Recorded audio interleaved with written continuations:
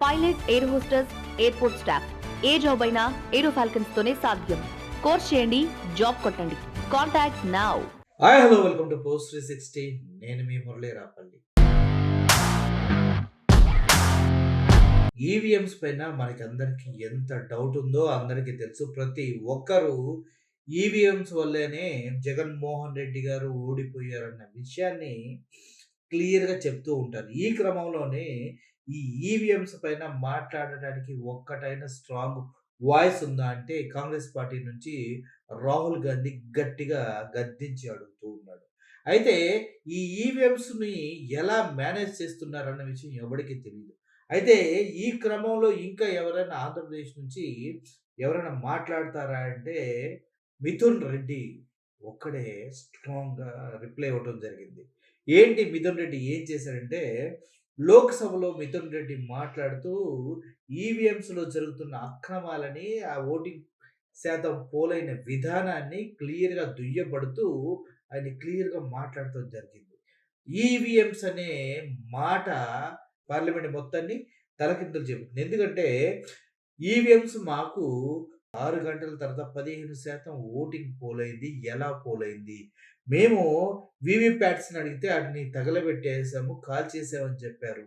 ఎందుకు అలా చేశారు? మళ్ళీ మేము ఏ ఈవీఎంస్ మీద అయితే కంప్లెయింట్ చేసామో ఆ ఈవీఎంస్‌ని మాకు చూయించలేదు. ఆ ఈవీఎంస్‌లో మళ్ళీ ఓట్స్ అనేవి కండక్ట్ చేయలేదు.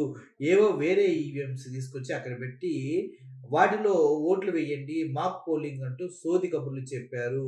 ఇలా చెప్పుకుంటా పోతే గత 2, 3 సార్లు నేను ఈవీఎంస్ ద్వారానే గెలిసాను. కానీ ఇప్పుడు ఈవీఎంస్ అలా లేవు. వాటి పరిస్థితి పూర్తిగా మారిపోయింది.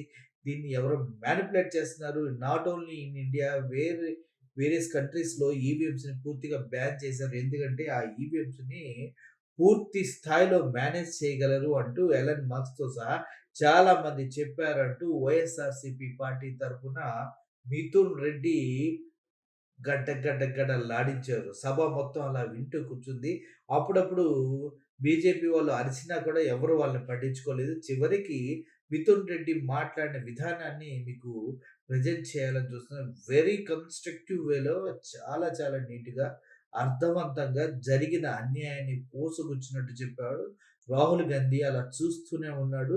15% ఓట్లు పెరిగినియి అంటే దగ్గర దగ్గర 60,00,000 ఓట్లు ఎలా ఎక్కువొచ్చాయంటూ ఆయన ప్రశ్నించిన విధానం కానీ, ఆయన మాట్లాడిన విధానం గానీ, ప్రతి ఒక్కరిని ఆకట్టుకుంది. ఈ అన్యాయాన్ని ప్రశ్నించే గొంతుక వైఎస్ఆర్‌సీపీ పార్టీ తరపున ఒకటి గట్టిగా ఉందని అంటే మళ్ళీ మిథున్ రెడ్డి గారు నిరూపించారు. ఇప్పుడైనా రాహుల్ గాంధీ సిగ్గు తెచ్చుకోవాలని నేను కోరుకుంటున్నాను. ఎందుకంటే ఆయన ఎప్పటికీ ఆ రాష్ట్రం, ఈ రాష్ట్రం, ఈ రాష్ట్రం, ఆ రాష్ట్రం అని ఏ పిచ్చి పేర్లు చెప్తున్నా గానీ నిజంగా అన్యాయం జరిగింది జగన్మోహన్ రెడ్డి కన్న విషయాన్ని మాట్లాడటం చేతకాని మూగవాడిలాగా ఆయన మిగిలిపోయాడు. ఇటువంటి కుసంస్కారులు అంటారు వీళ్ళని. ఎందుకంటే జగన్మోహన్ రెడ్డి అంటే ఇక్కడ దాకుంటది. వాళ్ళ తల్లిని, వాళ్ళ కుటుంబాన్ని అందరినీ ఎదిరించి నిలబడి సొంతగా పార్టీని పెట్టి ముఖ్యమంత్రి అయ్యాడు కాబట్టి తట్టుకోలేని కుళ్ళుంటది రాహుల్ గాంధీకి వీళ్ళందరికీ. ఎంత నేత అయినా కూడా, ఎంత గొప్పోడైనా కూడా ఇటువంటి రాగబంధాలకి, కుళ్ళు కుతంత్రాలకి ఆహ్, తీసిపోడనిపించాడు రాహుల్ గాంధీని చూస్తే. అయితే మిథున్ రెడ్డి మాట్లాడిన మాటలు ఒకసారి వినండి మీరు. Mithun Reddy, PV Mithun Reddy.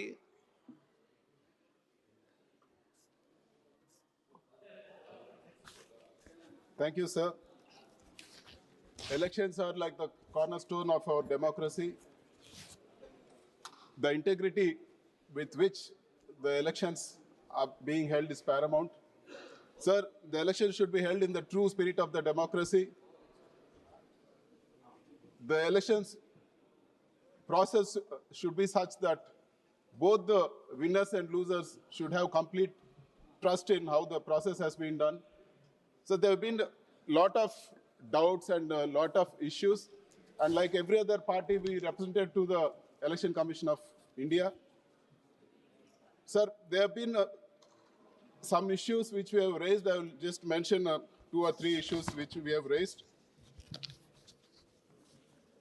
In Andhra Pradesh, 3,38 lakhs votes were polled, sir. And the polling started at morning 7 o'clock until 6 in the evening. But after 6 o'clock, surprisingly, 15% of votes were recorded. That is, out of 338, 51 lakh votes were recorded. Never it has happened in the history of Andhra Pradesh, not even in 19, not in 14. So we are unable to understand how this sudden surge in voting happened after 6 o'clock. And similar complaint was there even in Orissa, sir. So we'd like to know how such things are happening suddenly. And in another instance, sir, whatever complaints, okay, in other, sir, there's another, whenever we give complaints, sir, whenever we have given complaints, nothing has been done, sir. I'll just give an example.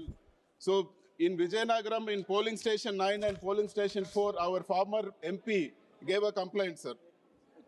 He found that during the day of the counting, the battery charge of the EVM was 99%. On the day of the polling, the battery charge was 60%. How did this charge mean? How did the charge go up? We raised a complaint. There was no response. We asked for the CCTV footage of the strong room. It was not provided. We asked for the VVPATs. They said it had been burnt and destroyed. Sir, such is the thing. There was no response at all. And when we asked for verifying these particular EVMs, they said this particular EVMs will not be given for verification. Another set of EVMs were provided for verification. So such is the bad response we got from the officers. And there was no point in raising the complaint also. And mock polling was conducted on some other EVMs, not on the EVMs which we complained, sir. And there's one more peculiar issue I would also like to raise. For example, in Hindupur Assembly, there's one particular polling station, 28, where we had elections on the same day, sir, for the parliament and for the assembly. Sir, we polled 472 votes for parliament. Our party got in that particular booth. There we've been winning for the past 30 years, right from the local body elections to everything. And in the assembly election, we just got one vote, sir. We had 5 agents in the booth and their family members itself constitute for 30 votes. We are unable to understand how for 472 votes we polled on the same day, same time for parliament, and for assembly was getting just one vote. So throughout the world, everybody is coming back to paper ballot. Sir, even the US president himself said we are coming back to the paper ballot from EVMs. 92% of all the US elections are happening on paper ballot. Even Elon Musk, who is himself an expert, he himself, a technical expert, sir, basically, he himself said that EVMs are easily, they can be hacked. And there are many countries which have come back, sir, from EVMs to paper ballot. For example, you see Netherlands. In 2006, 2007, they came back to paper ballot. There were like live demonstration on TV how they hacked the EVMs. And even in Germany in 2009, Germany also they came back to paper ballot. And even Ireland, even Paraguay, Finland, and our neighbor Bangladesh also has come back to paper ballot, sir. Sir, we also like to draw your attention throughout Europe. If you take UK, Turkey, Sweden, all the developed nations who are well developed and who have very good technical capabilities, they are still using paper ballots. They doing this to dispel any doubts. Sir, our party has won with EVMs in 19 and we lost with EVMs in 24. My 3 elections we won with EVMs, sir. But still I have some doubts and I want to dispel these doubts. The government should act and take everybody's suggestion, and we should come back to paper ballots, sir. That is our request. And sir, we would like to make some suggestions. One is that we want the paper ballot system to be back. And the second point is, sir, we are okay with SIR or we are okay with any vote division, any process, as long as all sections of society are comfortable with it.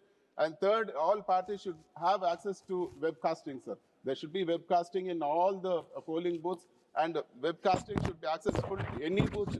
The CCTV footage of any booth should be available to any party, and the election should be held in a transparent process. Thank you very much, sir. Sri Rahul Gandhi. విన్నారు కదా ఎంత క్లియర్గా చెప్పాడో, ఎంత అద్భుతంగా తన presentation చేశాడో. ఎప్పుడు కూడా తడబడడు. కనీసం అటు ఇటు కూడా ఆలోచించడు. ఉన్న మాటని స్ట్రెయిట్‌గా కొట్టినట్టు చెప్పే నేచరు మిథున్ రెడ్డి గారిది. అందుకే ఆయన మిథున్ రెడ్డి గారి గురించి చెప్పాలంటే ఆయన స్ట్రాంగెస్ట్ పర్సన్. అందుకే తన పైన దాడులు, తన కుటుంబం పైన వివిధమైన ఆంక్షలు పెట్టి ఏదో లబ్ధి పొందాలి, కంట్రోల్ చేయాలని చూస్తా ఉంటారు. కానీ అది కంట్రోల్ అవ్వడానికి ఆయన ఒక పొలిటీషియన్, ఒక స్ట్రాంగెస్ట్ పర్సన్. ఏదేనైనా కూడా ధైర్యంగా ఎదుర్కోగలిగే సత్తా ఉన్నటువంటి నాయకుడు. అందుకే మిథున్ రెడ్డి గారు వాయిస్ అంత గట్టిగా వినిపించింది పార్లమెంట్‌లో.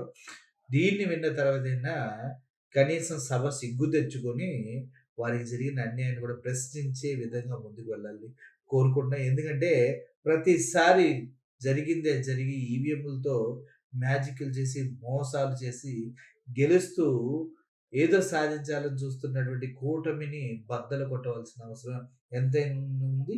అది కేవలం ఈవీఎంలతో అయితే అవ్వదు. ఈవీఎంలు తీసేసి బ్యాలెట్ బాక్స్ ఓటింగ్ ద్వారానే అవుతుంది. ఈ విషయాన్ని జగన్మోహన్ రెడ్డి గారు కూడా రాబోయే రోజుల్లో ప్రస్తావిస్తారని నేను అనుకుంటున్నాను. ఎందుకంటే అలా ప్రస్తావించకపోతే ఈసారి కూడా జగన్మోహన్ రెడ్డి గెలుస్తాడో లేదో ఎవరికీ తెలియదు. ఎందుకంటే ఎవరైతే బీజేపీతో పొత్తులో ఉంటారో వాళ్ళే గెలుస్తారు. వాళ్ళకి ఫేవర్‌గానే ఓటింగ్ అనేది రావడం జరుగుతుంది. దీన్ని బట్టి మీరు ఒకసారి అర్థం చేసుకోండి. రాజ్యాంగబద్ధంగా ఓటింగ్ జరగాలన్నప్పుడు ఈవీఎంస్‌ని బ్యాన్ చేయాల్సిన అవసరం ఎంతైనా ఉంది. Thank you for watching this video. మోలే signing off. Thank you so much. Pilot, air hostess, airport staff ఏ జాబ్ అయినా ఏరో ఫాల్కన్స్ తోనే సాధ్యం. కోర్స్ చేయండి, జాబ్ కొట్టండి. Contact now.